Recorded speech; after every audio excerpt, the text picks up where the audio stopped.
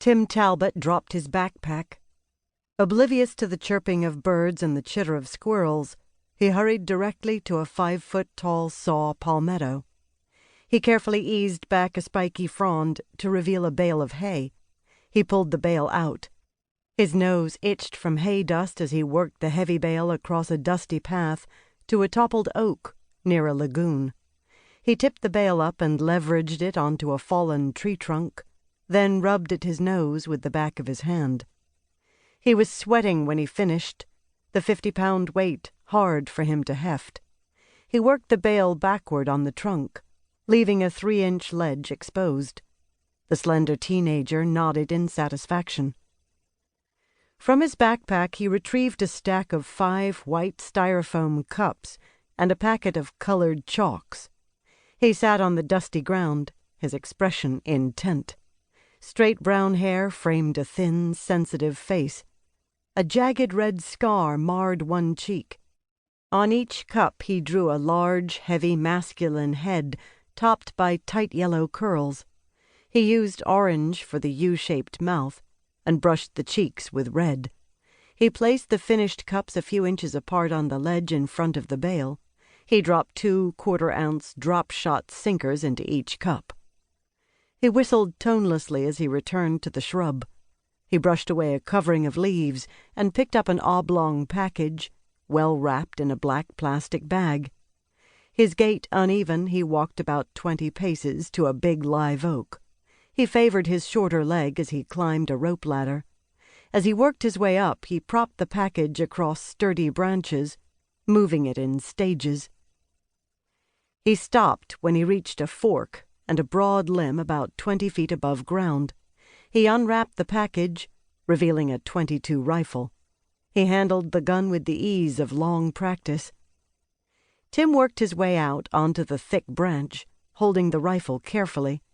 When he was satisfied with his perch, he looked toward the cups, bright in the sunlight against the barrier of hay. He lifted the rifle, aimed, and pressed the trigger. Once, twice, 3 times, 4, 5. As the bullets reached their targets, pieces of styrofoam flew into the air, and lead sinkers clanked against each other. He was too absorbed in his task to feel watching eyes.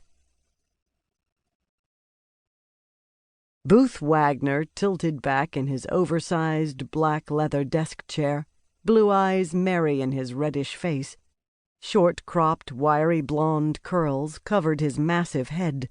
His features were blunt, broad forehead, bold nose, square chin.